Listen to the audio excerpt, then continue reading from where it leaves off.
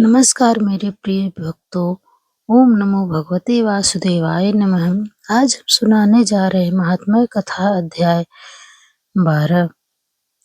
श्री नारद जी बोले, राक्षस को फिर आता हुआ देखकर सभी इंद्रादि देवतागण भय से कांप गए। विष्णु भगवान की स्तुति करने लगे।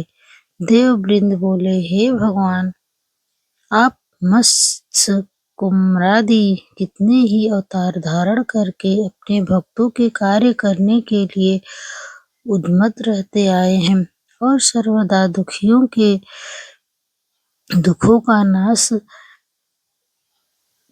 करते हुए आए हैं तथा ब्रह्मा विष्णु और शिव रूप धारण कर संसार की उत्पत्ति, पालन तथा संहार करते हुए आए हैं। गदा, शंख, पद्म और तलवार अपने हाथों में धारण किए हैं।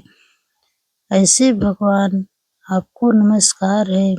आप माँ लक्ष्मी के पति, दैत्यों का विनाश करने वाले, गरुड़ पर सवारी करने वाले, पीताम्बरधारी आदि समस्त क्रियाओं को परिपूर्ण करने वाले और विघ्नों को दूर करने वाले विष्णु भगवान इस प्रकार आपको बारंबार प्रणाम करते हैं।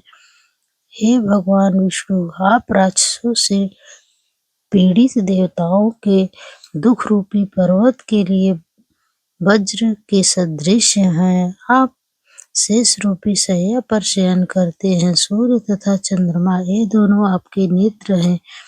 इस प्रकार स्वरूपधारी आपको हमारा बारंबार प्रणाम है।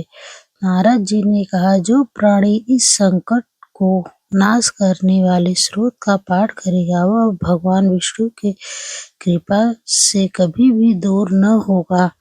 देवतागण इस प्रकार की स्तुति करने लगे। तब विष्णु भगवान को देवताओं की विपत्ति का ज्ञात हुआ। विष्णु भगवान तुरंत शैया से उठकर खड़े हुए और उदास होते हुए गरुड़ पर सवार होकर लक्ष्मी जी से कहने लगे। श्री भगवान ने कहा, तुम्हारे भाई जलंधर ने देवताओं को बहुत कष्ट दिया है। देवताओं ने मुझे युद्ध के लिए बुलाया है, अतः शीघ्रता पूर्वक वहां जाऊंगा।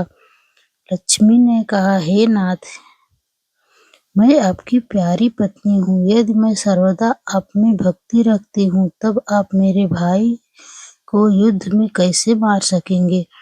भगवान ने कहा कि शिव जी के अंश से उत्पन्न होने के कारण, ब्रह्मा के वरदान के कारण तथा तुम्हारी प्रतिवश जलंधर मेरे वश योग्य नहीं है। नारद ने कहा कि हे भगवान विष्णु, लक्ष्मी जी से ऐसा कहकर गरुड़ पर आसीन हुए, शंख, चक्र, गदा और तलवार धारण किए हुए दैत्यों से युद्ध करने के लिए भगवान शीघ्रता से जहाँ देवतागण स्तुति करते थे जा पहुँचे। तदंतर गरुड़ के पंखों द्वारा प्रणात वायु के योग से पीड़ित होकर दैत्यगण आकाश में उड़ने लगे। जिस तरह वायु से आहत होकर मेघ आकाश में उड़ते हैं, दैत्यादि जलंधर राक्षसों को वायु पीड़ित देखकर क्रोधित हुआ।